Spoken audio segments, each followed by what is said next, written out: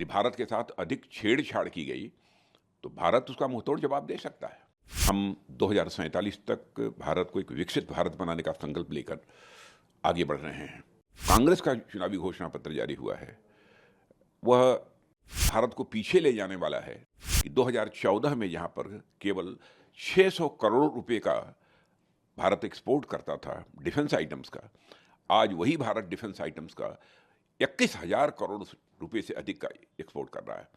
5 वर्षों में एक भी करप्शन के आरोप जो है हमारी गवर्नमेंट के ऊपर नहीं लगे।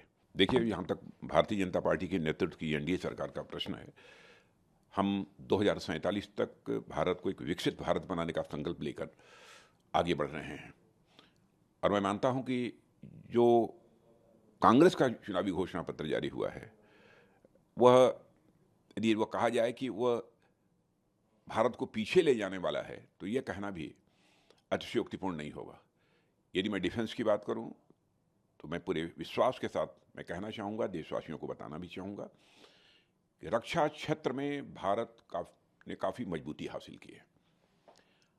सारी बातों को छोड़ दीजिए, केवल जो भी हथियार, जो वेपन्स, मिसाइल्स, टैंक, गोले, एमिनिशंस जो हम दुनिया के दूसरे देशों से इंपोर्ट करते थे, आयात करते थे, आज भारत की यह स्थिति हो गई है कि 2014 में जहाँ पर केवल 600 करोड़ रुपए का भारत एक्सपोर्ट करता था डिफेंस आइटम्स का, आज वही भारत डिफेंस आइटम्स का 21,000 करोड़ रुपए से अधिक का एक्सपोर्ट कर रहा है। और मैं देशवासियों को यह भी बतलाना चाहता हूं, कुछ ही महीनों में और अधिक जानकारी लोगों को प्राप्त होगी कि हम कितना और एक्सपोर्ट आगे करने वाले हैं।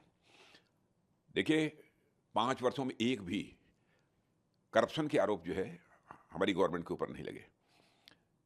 जबकि रक्षा से संबंधित जो सौदे होते थे पहले, उसमें आपने देखा होगा कि कांग्रेस की गवर्नमेंट पर करप्शन के भी आरोप लगे हैं।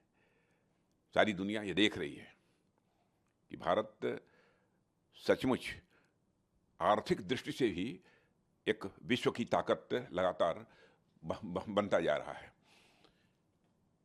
आतंकवाद के प्रश्न पर यदि हम देखें, तो कांग्रेस की जब सरकार थी तो आतंकवाद के सवाल पर मुझे लगता है पता नहीं क्यों बचते थे, और केवल देश की जनता को कहते थे कि इस प्रकार की आतंकवादी वारदातें तो देश में छोटी मोटी होती रहती हैं। लेकिन आपने देखा कि मोदी जी के नेतृत्व की यह सरकार ने आने के बाद कितनी मजबूती के साथ, कितनी गंभीरता के साथ इस आतंकवाद के संकट को लगभग समाप्त कर देने में कामयाबी हासिल की है। पहले देश के कई राज्यों में इधर उधर की बराबर आतंकवादी घटनाएं होती रहती थी, समाचार पत्रों में खबरें सुनने को मिलती थी। लेकिन आज यदि कश्मीर को छोड़ दीजिए, शायद 1-2 महीने में कोई घटना हो गई तो हो गई, नहीं तो अब देश में कहीं पर आतंकवादी वारदात नहीं होती है। उसका कारण है, पड़ोसी देशों को भी एहसास है कि भारत पहले का भारत नहीं है। यदि भारत के साथ अधिक छेड़छाड़ की गई तो भारत उसका मुंहतोड़ जवाब दे सकता है।